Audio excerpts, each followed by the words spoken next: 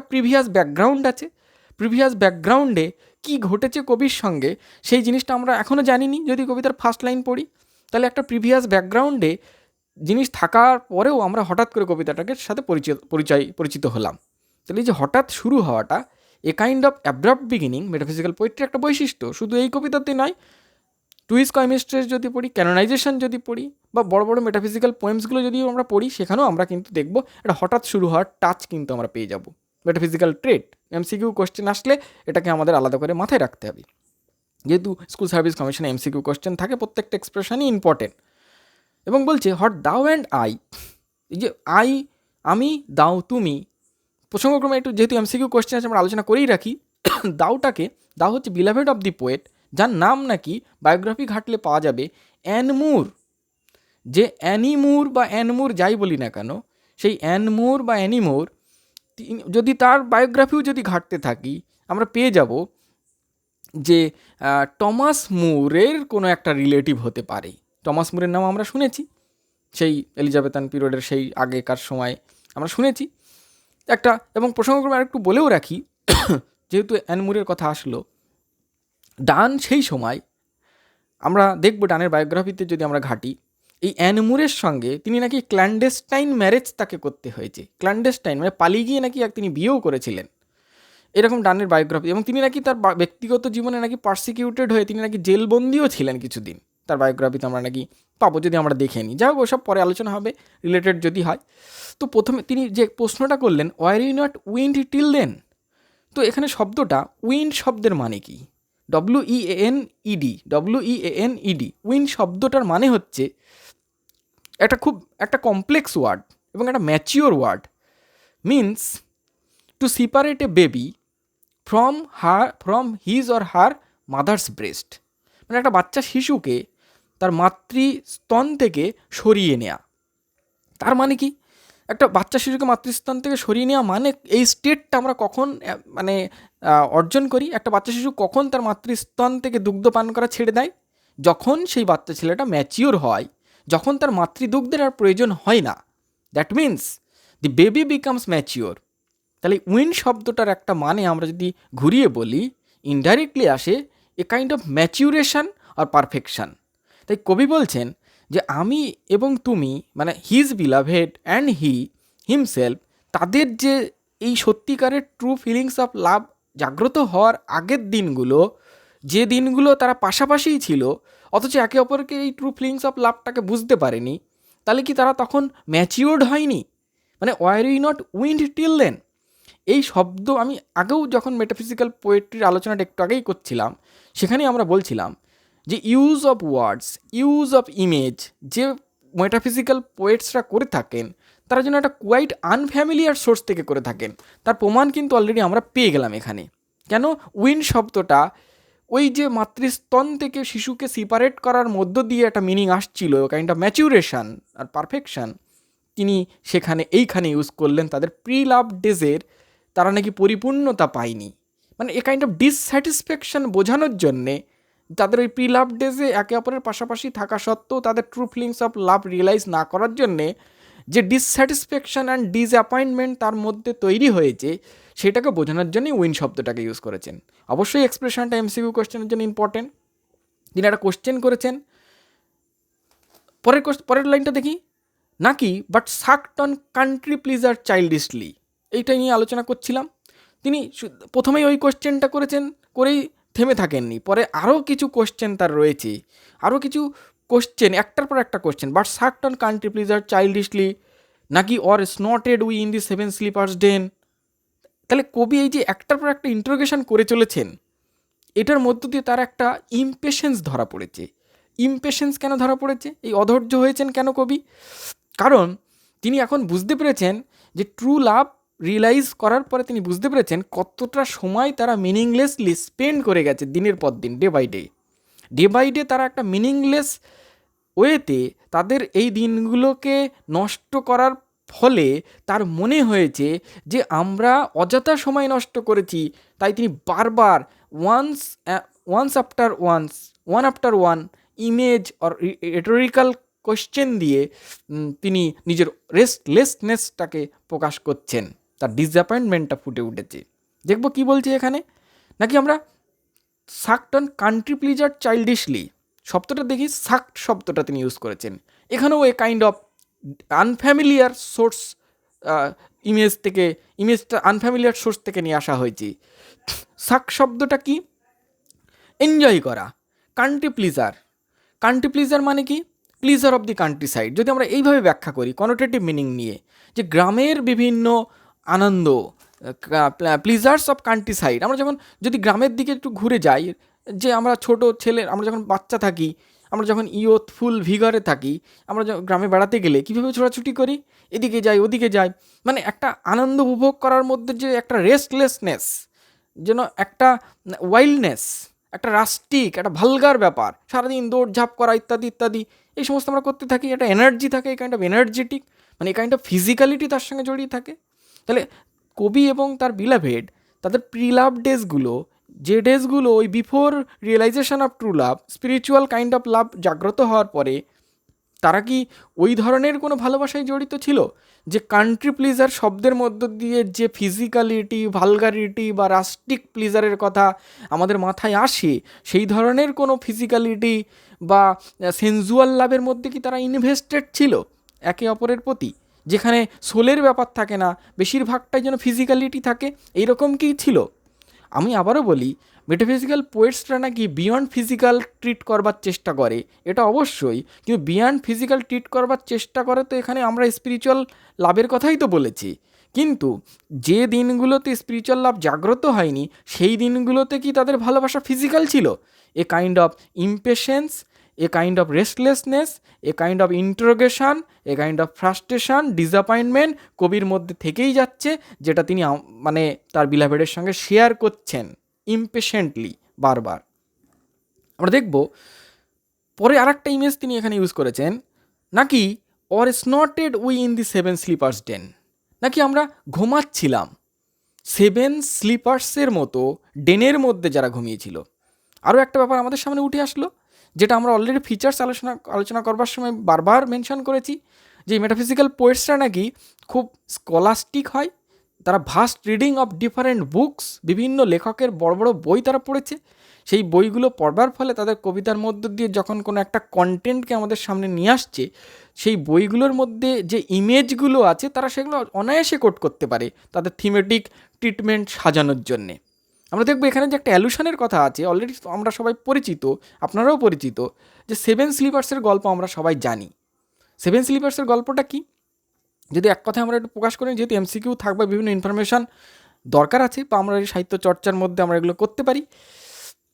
আমরা দেখব যদি রোমান এম্পায়ারের দিকে একটু ফিরে তাকাই, রোমান এম্পায়ার সময়টা তখন 249 বিসি অর 250 বিসি, 250 থেকে 249, 249 BC before Christ or 250 BC. কোনো বইতে 249 আছে, কোনো বইতে 250 আছে, এক্স্যাক্টলি আমরা এইটাই বলবো যেটা মনে হবে। তো এরকম একটা সময় ওই রোমান এম্পায়ারে, সেখানে ডেসিয়াস বলে একটা রাজা ছিল, তার রাজত্বের নাম ছিল এফিসাস, কিংডম ছিল এফিসাস, আর রাজার নাম ছিল ডেসিয়াস। এই ইনফরমেশনগুলো অবশ্যই দরকার, কম বেশি বিভিন্ন সোর্স থেকেই পাওয়া যায়, আমরাও পেয়েছি, ভুলভ্রান্তি থাকলে ত্রুটি মার্জনীয়। তো সেই ডেসিয়াস রাজা, তার এফিসাস রাজত্বে আমরা হঠাৎ দেখতে পেলাম সেখানে নাকি 7 জন মানুষ, তারা ক্রিশ্চিয়ান, তারা, এবং সেই 7 জন ক্রিশ্চিয়ান ব্রাদার্স মানে একটা গ্রুপ বলা হয়েছে, তারা নাকি একটা অপরাধ করেছে, তাদের উপরে নাকি একটা শাস্তির বোঝা চেপে আছে, এবং সেই শাস্তির বোঝা চেপে আছে, রাজা তাদের নাকি শাস্তি দেবেন। এই ভয়ে তারা এই রাজার হাত থেকে নিস্তার পাওয়ার জন্য শাস্তি না পেয়ে তারা পালিয়েছে, শাস্তি না নিয়ে পালিয়েছে নিজেদেরকে বাঁচানোর জন্যে। এবং পালিয়ে কোথায় যাবে, রাজা তো ধরেই ফেলবে তার সেনা সামন্ত নিয়ে, গল্পের আকারে আমরা একটু বলে নিই। তো হঠাৎ করে তারা গিয়ে আশ্রয় নিয়েছে একটা কেভ, একটা গুহাতে, আমরা জানতে পারি। সেই গুহাতে আশ্রয় নিয়ে তারা নিজেদের জীবনকে সুরক্ষিত করতে চেয়েছিল। রাজা খবর পেয়ে গেছেন যে হ্যাঁ, ওরা গুহায় আশ্রয় নিয়েছে, রাজা তাদের নাকি একটা বিরল শাস্তি দেবেন বলে সেই গুহাটার যে এন্ট্রান্স, সেই গুহাটার নাকি একটাই এন্ট্রান্স ছিল, কোনো নাকি এক্সিট ছিল না, আমরা যা জানতে পারি গল্প পড়ে। সেই এন্ট্রান্সটাকে তিনি সিল করে দিয়েছেন, আটকে দিয়েছেন। তো সেই যে গুহাটা যে আটকে দিল, তারা আর বেরোতে পারবে না, রাজা এইভাবেই শাস্তি দিল, তাদের পারসিকিউট করলো। ওদিকে কি হলো, এই যে 7 ক্রিশ্চিয়ান যাদেরকে ব্রাদার্স বল 7 ক্রিশ্চিয়ান ব্রাদার্স বলছি, তারা ওখানে ওই গুহার মধ্যে আটকা পড়ে গেল এবং মিরাকুলাসলি নাকি তারা প্রায় 2 সেঞ্চুরিজ, অ্যাবাউট 2 সেঞ্চুরিজ, যেটা এক্স্যাক্টলি যদি আমরা ইয়ার ক্যালকুলেশন করি 187 ইয়ার্স বইতে রেফারেন্স দিচ্ছে, মানে নিয়ার অ্যাবাউট 2 সেঞ্চুরিজ তারা সেখানে লকডাউন থাকলো। মিরাকুলাসলি তারা ওই 187 আফটার 187 ইয়ার্স, এই 187 বছর পরেও তারা নাকি জীবিত ছিল বলে নাকি আমরা গল্পে পড়ছি। কিন্তু ওই 187 বছর পরে তারা যখন ওই গুহা থেকে কোনো ক্রমে বেরিয়ে আসলো, কোনো রকমভাবে স্কেপ করে আবারও বেরোলো, 187 বছর পরে বাইরের সিভিলাইজেশন, আউটার সিভিলাইজেশন অনেকটা চেঞ্জ হয়ে গেছে। সেই রাজাও নেই, আর সেই রাজত্বর সেই সমস্ত মানুষগুলোও এখন আর নেই। এবং একটা 200 বছরের একটা ঘাটতি, 200 বছরের একটা ইলাপসের পরে প্রত্যেকটা মানুষের মধ্যেও একটা ফিজিক্যাল নেচার, তাদের স্পিচ, ভয়েস, তাদের অ্যাটিটিউড, বিহেভিয়ার, ম্যানারিজম সব কিছুই চেঞ্জ হতে থাকে। তা তারা যখন এই 187 বছর পরে বাইরে এসে ঘোরাফেরা করছে নতুন সভ্যতার সঙ্গে, সেই মানুষগুলো কিন্তু তাদেরকে ডিটেক্ট করতে পারছিল না যে এরা কারা। তখনই বিভিন্ন ইনভেস্টিগেশন শুরু হয় এবং তাদেরকে ইনভেস্টিগেট করতে করতে দেখা যায়, খতিয়ান ঘাঁটতে ঘাঁটতে, যে হ্যাঁ এরা সেই 187 বছর আগে সেই এপিসাস রাজত্বের ডেসিয়াস রাজার আমলে শাস্তি এড়ানোর জন্যে গুহায় আশ্রয় নিয়েছিল, বা ওই ইত্যাদি ইত্যাদি ঘটনাগুলো আবার সামনে চলে আসে। আর এই সমস্ত ঘটনাগুলোই আমরা যদি একটা কোথায় লেখা ছিল লিপিবদ্ধ করা, এডওয়ার্ড গিবনের the fall and decline of Roman Empire বলে একটা খুব মূল্যবান বই আছে এডওয়ার্ড গিবনের। সেই the fall and decline of Roman এম্পায়ারের সেই এডওয়ার্ড গিবনের বইতে, রেয়ার বুক একটা, সেখানে এই রেফারেন্সটা আছে। ডান সেটা পড়েছে, আর ডান সেটা পড়ে তার এই ছোট্ট কবিতাতে জাস্ট একটা ওই 7 স্লিপার্স ডেনের রেফারেন্সটা তিনি দিয়েছেন, ভালোই করেছেন। কিন্তু তার এই রেফারেন্সটার লজিকটা কোথায় আমরা দেখব ওই যে 7 স্লিপার্স ব্রাদার্স, ক্রিশ্চিয়ান ব্রাদার্সরা, তারা যখন ওই গুহাতে লুকিয়ে থাকা অবস্থায় তারা যে ইনঅ্যাক্টিভ লাইফ লিড করেছিল, নিষ্ক্রিয় জীবন, প্যাসিভ লাইফ, তাদের কোনো কর্মক্ষমতা ছিল না, একদম কী করবে, গুহার মধ্যে আটকে আছে, কিছু করার আছে, একটু ঘুমিয়ে পড়েছিল হয়তো একটা তন্দ্রাচ্ছন্ন অবস্থায় তারা মিসমারাইজড হয়ে গেছিল। এই যে 187 বছর তারা যে একটা নিষ্ক্রিয় জীবন লিড করে 187 বছর পরে তারা বেরিয়ে এসেছে, তাহলে 187 বছরের তাদের কর্মকাণ্ড যদি আমরা হিসেব করি, টার্নস টু জিরো, যদি ধরা ইনঅ্যাক্টিভ লাইফ। তো কবির বলার উদ্দেশ্য এইটা যে আমরা কি ওই 7 স্লিপার্সের মতো ডেনে লুকিয়েছিলাম আমাদের প্রিলাভ ডেসে, যে দিনগুলো আমরা ট্রু রিয়েলাইজেশন অফ লাভটাকে আমরা বুঝতে পারিনি, এই true realisation or spiritual kind of love যে আমরা যেদিন বুঝতে পারলাম, তার আগের দিনগুলোতে কি আমরা ওই 7 স্লিপার্স ক্রিশ্চিয়ান ব্রাদারের মতো আমরা গুহার মধ্যে কি ওই রকম ইনঅ্যাক্টিভ ইম্প্যাসিভ লাইফের মধ্যে নিজেদেরকে নিবদ্ধ রেখেছিলাম? যদি সেটা হয় তাহলে নিশ্চয়ই আমরা একটা মিনিংলেস লাইফ লিড করেছি। এতে কবি আরও বেশি অধৈর্য হয়ে পড়েছেন। কবির এই কথাগুলোর মধ্য দিয়ে উঠে এসেছে তার ফ্রাস্ট্রেশন, তার ডিসঅ্যাপয়েন্টমেন্ট, তার রেস্টলেসনেস, যে what I have done, what we have done, totally meaningless একটা লাইফ লিড করে এসেছেন এতদিন। তাই তিনি এতগুলো প্রশ্ন, কোশ্চেনের পর কোশ্চেন, ওয়ান আফটার ওয়ান, এই কোশ্চেনগুলোর মধ্য দিয়ে কবির অস্থিরতাকে কিন্তু আমরা দেখতে পাই।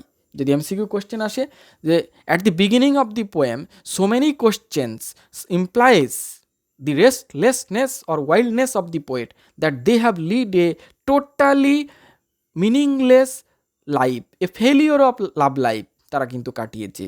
এবং যতগুলো ইমেজকে আমরা এখানে দেখতে পেয়েছি, যে শব্দগুলোকে তিনি ব্যবহার করেছেন, particularly weaned, sucked or 7 sleepers ডেনের মধ্যে ইনঅ্যাক্টিভ লাইফ, দ্যাট মিনস বিশেষ করে উইন্ড অ্যান্ড সাক শব্দের মধ্য দিয়ে আমরা দেখতে পেয়েছি touch of sensuality, country pleasure, vulgarity, একটা ফিজিক্যাল লাভ রিলেশনশিপের কথা যেন একটা উঠে আসছে ওখানে, যেটা কি না স্পিরিচুয়াল লাভ যেদিন অ্যারাইজ করেছে তারপর থেকে সেই টাচ অফ ফিজিক্যালিটি বিয়ন্ড হয়ে গেছে। তাই মেটাফিজিক্যাল পোয়েট্রির সার্থকতাটা আমরা এখানেই পাচ্ছি। ফার্স্ট স্ট্যান্ডাতে যখন আমরা সেকেন্ড স্ট্যান্ডাতে পা রাখবো, সেকেন্ড স্ট্যান্ডাতে যখন আমরা শিফট করব ফ্রম ফার্স্ট স্ট্যান্ডা যদি ফিজিক্যাল স্টেটের কথা বলে, সেকেন্ড স্ট্যান্ডাতে আমরা দেখবো spiritual kind of love awakening হয়েছে। তাই একে অপরের সোলকে তারা গুড মর্নিং জানাচ্ছে।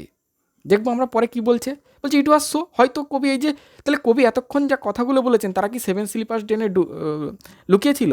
তারা কি কান্ট্রি প্লিজারের মতো এরকম করছিল? তারা কি উইন্ড হয়নি তখন? তাহলে অল দিস থিংস, কবি যে সমস্ত সম্ভাবনাময় কথাগুলো বলেছেন, এরা কিন্তু এরকম ছিল না, কিন্তু তিনি এ কাইন্ড অফ প্রবাবিলিটিসের কথা বলেছেন তাদের ওই ইনঅ্যাক্টিভ লাইফকে সামনে নিয়ে আসার জন্যে। এই প্রবাবিলিটিসগুলো তিনি একটা জাস্ট সম্ভাবনা বলেছেন, তাই তিনি পরের লাইনে বলছেন ইট ওয়াজ সো। হয়তো আমরা এইভাবেই কাটিয়েছি মানে ওই সেভেন স্লিপার্সের মতো ডেনে গিয়ে কাটায়নি, কিন্তু তাদের ওই ইনঅ্যাক্টিভ ইম্প্যাসিভ সেই লাইফগুলোর সঙ্গে নিজেদের প্রিলাভডেসের সেই মিনিংলেসনেসটাকে তিনি একাত্ম করেছেন, যে হয়তো আমরা এইভাবে দিনগুলো কাটিয়েছি। এবং ইট ওয়াজ সো, বাট দিস, কিন্তু যাই হোক, অল প্লিজার্স ফ্যান্সিস বি, আগেকার দিনগুলোর যত সমস্ত প্লিজার বা এনজয়মেন্ট তার বিলাভেড তার পাশে থাকার ফলে যে আনন্দগুলো তারা পেয়েছে, সেই আনন্দ ফিজিক্যাল হোক আর যাই হোক, রাস্টিক হোক আর যাই হোক, ভালগার হোক আর যাই হোক, সেনজুয়াল হোক, touch of sensuality, touch of physicality, touch of triviality, vulgarity, rusticity, যাই হোক না কেন, যে এনজয়মেন্টই হোক না কেন, সব কিছুই নাকি ফ্যান্সি ছিল তার কাছে। ফ্যান্সি মানে ইমাজিনেশন আর শ্যাডোই মানে একটা ছায়ার কি কংক্রিটনেস আছে, একটা মানুষ থাকবে, দাঁড়াবে, তার ছায়া পড়বে, তাহলে আনসাবস্ট্যান্সিয়াল হচ্ছে শ্যাডো, যার কোনো অস্তিত্ব নেই, মানুষটাই হচ্ছে concrete, a man is concrete one.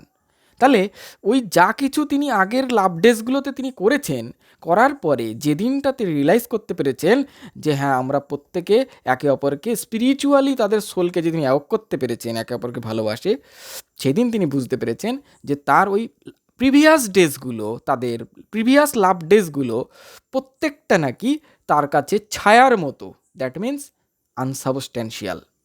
আমি জানি না বোঝাতে পারছি কি না।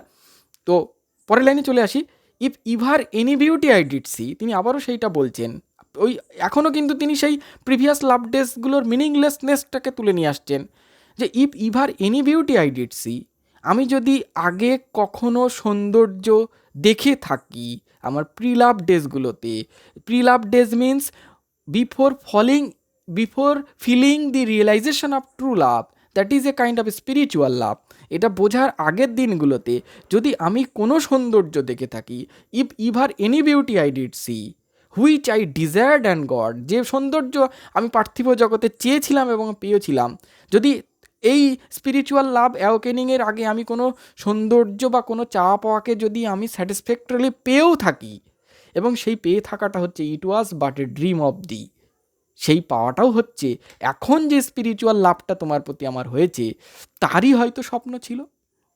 হয়তো কবি এইটাই বোঝাতে চেয়েছেন এই লাইনের মধ্য দিয়ে, যে কবি হয়তো এই সময়টার জন্যই অপেক্ষা করছিলেন, a kind of awakening of a spiritual or true love, যে kind of platonic or elevated love, যেটা এখন একে অপরের মধ্য দিয়ে জাগ্রত হয়েছে, যেটার মধ্যে শুধুমাত্র সোল অ্যাক্টিভ আছে, ফিজিক্যালিটি দূরে চলে গেছে, বিয়ন্ড ফিজিক্যাল, সেই লাভটা যেন আমরা দেখব, সেই লাভটা যেন তিনি এই ধরনের একটা স্পিরিচুয়াল আর ট্রু লাভের কথাই হয়তো এখানে প্রেজেন্ট করেছেন। তার সেই প্রি লাভ ডেজের সেই সমস্ত ব্যাপারগুলো যেন তিনি টার্নস টু নাথিংনেসের সঙ্গে তুলনা করেছেন, এবং তিনি সেই প্রি লাভ ডেজগুলোর মধ্যে যদি কোনো স্যাটিসফ্যাকশন পেয়েও থাকেন, সেই স্যাটিসফ্যাকশনের মধ্যেও তিনি এই প্রেজেন্ট স্পিরিচুয়াল লাভের টাচকে খুঁজতে থাকছেন। আমরা দেখব পরের আরও স্ট্যান্ডাগুলো যেদিন অন্য পার্টে হবে, আর ভিডিওটা অনেক বড় হয়ে যাবে, পরের পার্টগুলোতে পরের স্ট্যান্ডাগুলো আলোচনা করা যাবে। কোনো যদি কমেন্টস থাকে বা কেউ যদি কোনো মত প্রকাশ করতে চান অবশ্যই করবেন, আমিও এনরিচ হব। আবারও বলি, এটা টিউশন নয়, এটা আমি আমার ভালো লাগা কবিতা পড়ে সেটুকু শেয়ার করছি, ভুল ত্রুটি মার্জনীয়। ধন্যবাদ।